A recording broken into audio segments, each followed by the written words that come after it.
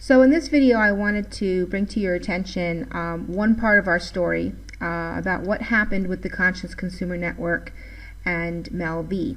Now this is just one small file that's part of a much bigger presentation that we've done talking about the gcHQ, JTRIG, and the covert tactics that are used to discredit targets, and there's a whole bunch of information there. So make sure that you take a look at that presentation, because one of the examples that we show from these training documents that were leaked by Edward Snowden is the directives of what they do to try to discredit people.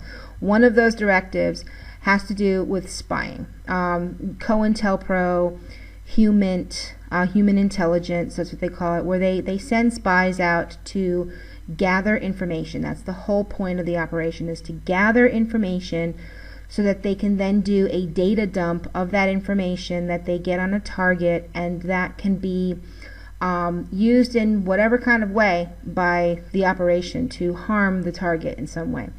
So this is precisely what happened to us, right? And I wrote an article on it. What you're seeing is my blog. This is the Hope Girl blog, and I disclosed all of this in this article here, why I left the Conscious Consumer Network and what happened with CCN.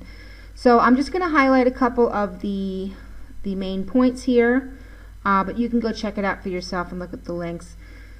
So for about a year I participated on an internet platform called the Conscious Consumer Network. I left CCN several months ago, and I just wanted to provide an account of what happened. So the primary reason for my leaving CCN is because I witnessed Mel V, CCN's creative director, handing over reams of private and confidential Skype conversations of her paying customers to a government-run satanic tabloid blog for publication, and that blog is Hoaxtead.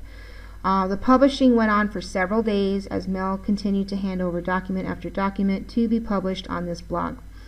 Mel V also handed over other people's financial information, their addresses, and much more for publishing, the evidence of which can be seen, and I put links. There's like 5 or 6 links here to all the pages on the blog, so you can go and see exactly what was published and leaked.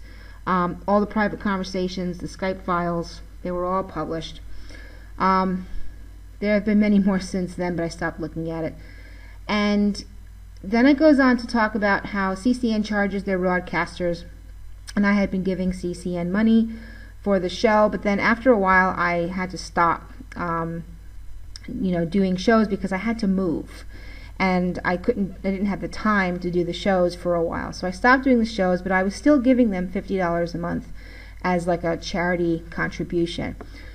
But when I saw all of this stuff being published, that was private information, when I saw this, I decided to stop my donation of $50 a month. And then after I stopped my donation, I then received a blackmail letter from Mel V stating $50 is not a lot to pay for my silence for what I know about you.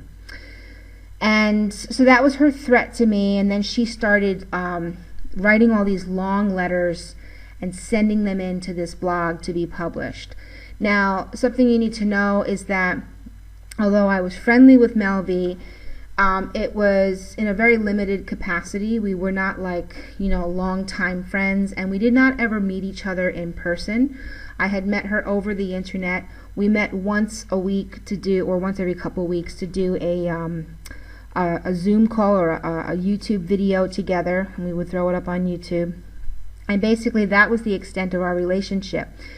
She did not know a lot about me, about my family. She certainly did not know about the project, and she did not know about my personal financial stuff, but she was trying to gather information so that she can then turn it over. And so what she ended up doing was just writing all these long diatribe type letters to be published on the Hoaxtead blog, where she was fabricating stuff because she didn't know the information about me, so she was making it up to just publish away. And so the story doesn't end there. After I cut my contact with Mel V and the Conscious Consumer Network, some events happened to them afterwards that I was following, and I wrote about it here in this blog post, which is titled My Experience with Hoaxtead gcHQ.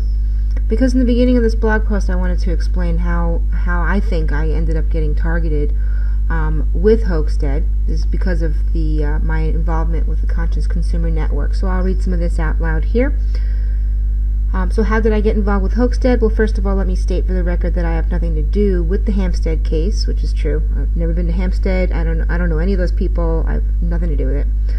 I didn't even know about the case until recently because I wasn't interested at all in looking into this sort of thing. However, in October of 2015, I was approached by a person named Mel V, who had a YouTube channel called Conscious Consumer Network. Mel V wanted to get involved with my family's project, the QEG. That's important to note. They sought after us. They contacted us. I was going to do a few shows on my own, Block Talk Radio, about our work, but Mel V absolutely insisted that we do the shows about our project on her YouTube channel, and I agreed, which is something that I will forever regret. It was then that I noticed all of these weird trolling YouTube videos being made about me because of my involvement with Mel V. The first videos were, Hope Girl and Mel V focused videos, so she looped me right into being trolled. A series of YouTube videos called Mackenzie's Devils, or MKD, or many variations of that name, started pounding out 3 or 4 videos a day about me. Awful, vile videos that said horrible things. They used my photo, my video content, my business logo, and photos of my family. They made all sorts of lurid accusations, trying to accuse me of all manner of despicable things. I also noticed that every other person that worked with Mel B was getting a lot of trolling videos made about them too. All of these videos had links in the description to the Hoaxtead blog. Make no mistake, the Hoaxtead blog has an arsenal of hundreds of YouTube channels that are not part of its operation. They try to confuse folks by saying they're somehow separate, but they are not. They are the same entity with the same gcHQ boss. Just fast forward a couple of months into our story, Mel V started handing over private Skype conversations from several people that worked with her to the Hoaxtead blog. That's the last article that I just showed you. And I showed you where they're all published, so you can see for yourself how she was handing over people's private information for publication. Now this is the part that I want to highlight because there's some interesting stuff that happened many months after this that I will include at the end of this video. I think Mel V was a spy for Hoaxtead Research, and she was sent to target me, my family, and our project so that we could feed information she could feed information to the Hoaxtead blog. This was my hunch back then when all this started going on, and it actually panned out. So, which she did for several months by writing in letters to Hoaxtead, telling them what she thought she knew about my family, our project, and our finances. Mind you, she had to make up a lot of it because I did not disclose this information to her, but she pried a lot. She was constantly trying to figure out how much money we had and all kinds of stuff. She also sent me scathing letters insulting me for my faith because I'm a born-again Christian, and she really, really hates Christians. And she has posted some vile quotes about Jesus all over her social media. She, on the other hand, seems to be practicing some of the darker arts herself and now runs a website about serpent worship. That's one of her main things she focuses on, is dragons and serpents and pretty dark stuff. Anyway, unfortunately for her, something changed in her position with Hoaxtead, and she and her husband were evicted from their home in the Netherlands and forced to flee to Portugal. Their claim, and this happened right after I stopped talking to them, their claim was that it was because of things that the Hoaxtead blog wrote about them. According to Mel, all their neighbors saw the blog and its videos, and then the landlord cut their internet connection so that they couldn't broadcast on YouTube anymore, and then dragged them into court to evict them. They fled to Portugal, where it appears they are staying with a friend and laying low. However, they're trying to recoup their losses by threatening to sue the Hoaxtead blog for GDPR violations, and on the Hoaxtead blog there are articles where Mel V is writing in letters saying, "I'm going to sue you, you made me lose my house." So this is their side of the story. This is what they claim. They claim that Hoaxtead caused them to get evicted, and so they're blaming Hoaxtead for their eviction. But here's the thing that, and who knows, I don't know if that's what happened or not. I do know that I told Mel B at the time that she needed to start copyright striking all of the many, many videos that were being made about her and me, and she blatantly refused to do it. She says, I'm not doing it, just let them make as many videos as they want. And I said, no, you really need to start striking. So I started striking their videos and had many of their channels taken down, and she refused to do it. This thing about being blaming people for getting evicted, well, here's one thing that I know about Mel B, is that they have a history, her and Biggie, of being squatters. A squatter, in case you don't know, it's somebody who's homeless, who lives in an empty building without permission, and it's a very popular thing to do all throughout Europe. There's many people who are squatters. They don't have a job, they don't have the ability to earn their own living or pay any bills, so they just live in abandoned houses, and they siphon electricity and water and whatever they can off of like neighbors. They take other people's stuff. So don't take my word for it. I'm going to show you a clip of Mel B in her own words talking about an experience that she had several years ago, like it was, I don't know, 4 or 5 years ago maybe, where she was following some cult group, and they, according to her, they abandoned her and Biggie ended up squatting in a house. So you can just see why I have doubts about what really happened when they left The Hague, or I don't know. I wasn't there. I don't know her. So what can I say? All I know is that stuff doesn't add up. So take a quick look at this video of Mel talking about her squatting in the past in her own words. At that point, a number of delegates went to Indonesia with no resources, expecting money from Mr. Sugi. Several delegates got stuck with no money and ended up getting deported. Several had given up their jobs and homes to go to the event in Cirebon. And as I said, when we ended up going to Indonesia, there were still delegates there from the Super Sama. And of course, we were left behind, and Biggie and I at the time were squatting a building. This is the inside of it. It's an old pub. Just to show you, there's the old bar, the old beer taps, none of it working, of course. But there's Biggie's side of the office. You can see there, him working. There was actually no heating or hot running water. We had to borrow electricity from the next door neighbor when we had no money to pay for it. And here's my side of the office, as you can see, where I ran Freedom Central from. This is the outside of the building, the pub that we squatted. You can see there's the Gorge sign up on the outside. We pretty much used the top floor only, the bottom floor everyone could see into. But this was, the one great thing about it was the view. And this is a photo taken from the outside of the pub. Actually, it's standing in this spot where I'm standing, taking this picture, just facing the opposite direction. And this is the photo taken at equinox, September equinox. The sun sets directly behind the windmill at equinox, interestingly enough. One of the unfortunate things that happened to Biggie as well during this very traumatic time of being left behind by... So here we are over at gcHQ headquarters, the Hoaxtead research blog. If you do a search in this blog for Melve, M-E-L-V-E, you will find many articles that they have written about her, because this is what they do every day. As I've said, they write articles about everybody. So there's lots of articles about her on here, saying bad things about her, slandering her, etc., etc.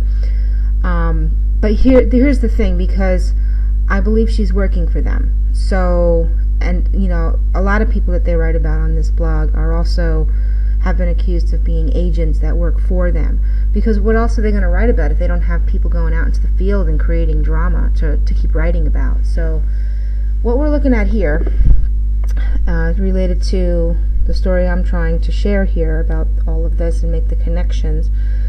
This is the letter that Melve wrote to Hoaxtead. This was after they were evicted. And in this letter, in this blog post, you can read the actual letter. So she basically, this is her letter. She is writing to the blog, which this is Karen Irving. Okay. This is who wrote this blog. So Mel V is writing to Karen Irving, telling Karen Irving that she's threatening to sue them and that they're going to, because they're violating GDPR. And she says down here, she's like, basically she says, this is what the law says. It comes into effect. You could get a fine of 20 million euros if you don't comply, and take down everything about me off of your blog. Here we go. Writing to you out of courtesy to politely request that you remove any and all of my mentions of myself by name, either directly or allegorically, from your website. I also request that you remove any and all information regarding my husband and our various media outlets from your websites, including but not limited to mentions in articles, pictures, videos, and comments. Then she comes down here, and this is where she blames Hoaxtead for getting evicted. The gossip on your website and your associated trolling videos, such as MKD, which stands for Mackenzie's Devils, which are part of Hoaxtead, even though they keep saying that they're not. They are part of this operation. They are the same thing. Don't let them fool you. Have already cost us our home in The Hague due to harassment by our neighbors who stumbled onto your blog and associated videos, resulting in us filing charges with the Cyber Crimes Division in the Netherlands. Regulations are in place to prevent such victimization by parties such as you and those who frequent your website. As a resident of the EU and as a spouse of an EU national, my rights to privacy are protected by the GDPR. Go ahead and click on this article, read it for yourself. You can get the gist of... Oh, they also, this is what's funny too, because in this article they out Mel V for basically handing over everybody's private information to them. So they're like, you know, I don't know. My theory is, as I said, is that she's a spy working for them, and something happened where, like, she had a falling out with them and she wasn't good enough for them or something.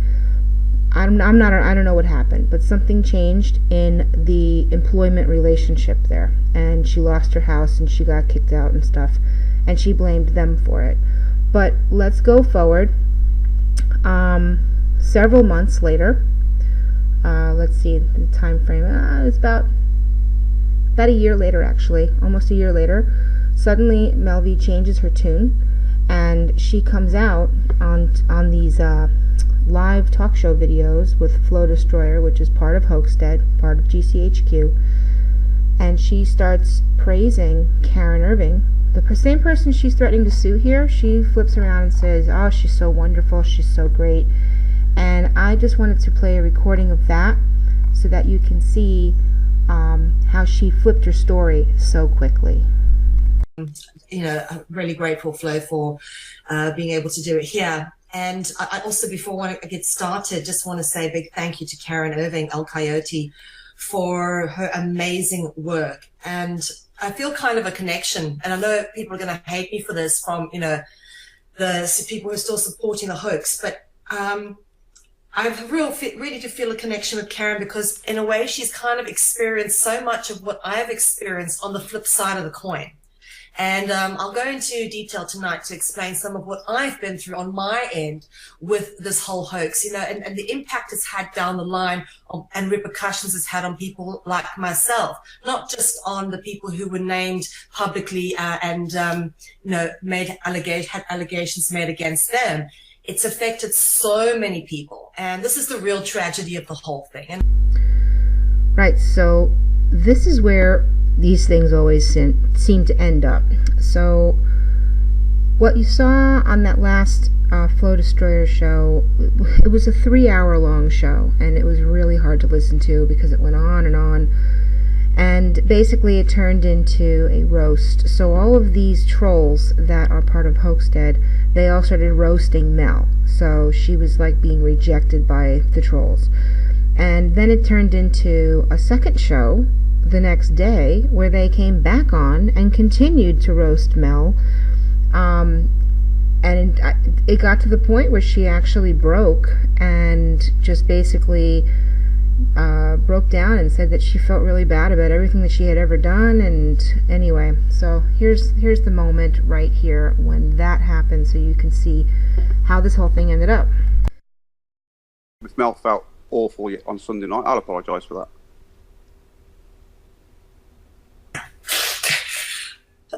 You know what? Thank you. I really appreciate that you've done that, because, to be honest with you, I did feel bullied and abused, and I don't deserve it. I really just had the best intentions when I tried to give people a platform and a network, and I'm sorry for all the mistakes I've made. But That's all right. honestly, That's all right. I didn't mean to hurt anybody. But you're going to change now. That's the whole point. The whole point of this, the whole point of that conversation Sunday was to try and get through to you. Well, I think you knew that anyway. That's why you come on the channel. I think that you knew that you'd done wrong, and you knew that things had happened in the past that you shouldn't have done, or the network shouldn't have done. I'm trying to blame you, but it's not you. The network shouldn't have done. So I understand that completely. And you've changed it. You took it all down. I can't even find that SRI video. I'm looking for it now for history. It's been removed. So, Biggie, you've done a big job there. Took it down. Good lad.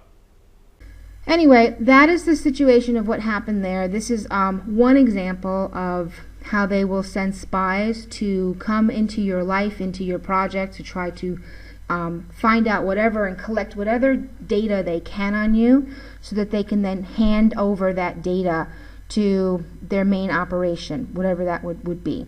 And so this was one situation where that happened, and there's been others that I've witnessed as well. For example, just recently, a whole bunch of information. Somebody that knew a lot of people, that was part of this Hoaxtead blog as well. They had their computer, all of their technology was confiscated.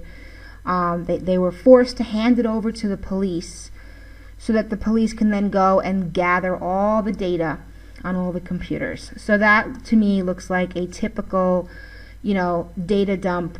And this is how these whole spying operations work: is you have, someone gathers information, and then they debrief, and they turn it all over to the operation. So that's part of JTRIG and gcHQ, and this was our personal experience as an example.